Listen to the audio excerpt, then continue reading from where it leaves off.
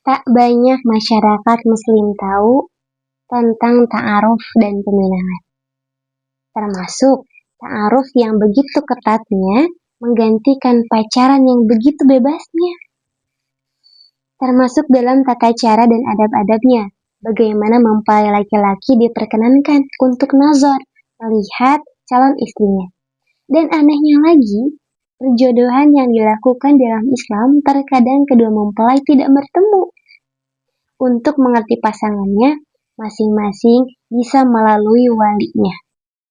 Ini yang tidak biasa dan terasa aneh di zaman sekarang.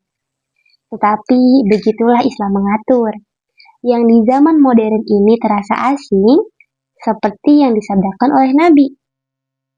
Islam datang dalam keasingan dan akan kembali dalam keadaan asing pula. Banyak hikmah yang sangat besar bila kita bersedia melakoni ini. Menjalani tahap demi tahap, mulai dari mencari jodoh, meminta restu orang tua sampai tahap ta'aruf, hingga menuju gerbang pernikahan. Insya Allah, berkah akan diraih oleh muslim dan muslimat. Satu hal lagi yang mesti diketahui, sebelum pernikahan dilangsungkan, Nabi juga memberitahu bahwa syarat pernikahan itu sangat mudah. Cukup dengan rukun nikah, yaitu ijab dan qabul. Mempelai laki-laki dan perempuan, mahar, wali, serta saksi. Maka pernikahan bisa dilangsungkan.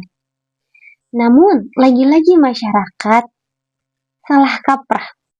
Masyarakat merasa gengsi jika pernikahan yang hanya sekali itu dilangsungkan dengan semewah mungkin. Maka, dalam buku ini dijelaskan bagaimana Islam mengatur walimatul urs. Seminimal, apakah makanan harus disajikan, dan siapa yang diundang, apakah harus satu kampung, satu kelurahan, satu desa, satu Indonesia, dan lain sebagainya.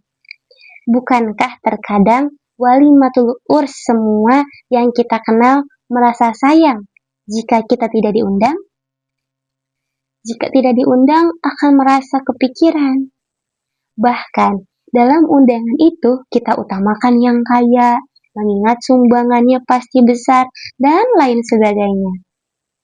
Karena itulah, bacalah buku ini sebagai vitamin berharga untuk siapapun yang butuh ilmu yang benar seputar persiapan menjelang menikah.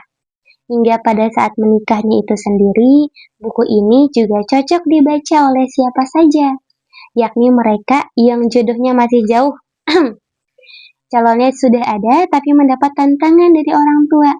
Dan untuk mereka yang pernikahannya tinggal selangkah lagi, Masya Allah. Semoga buku ini bermanfaat dan mampu membawa keberkahan terhadap para pembacanya.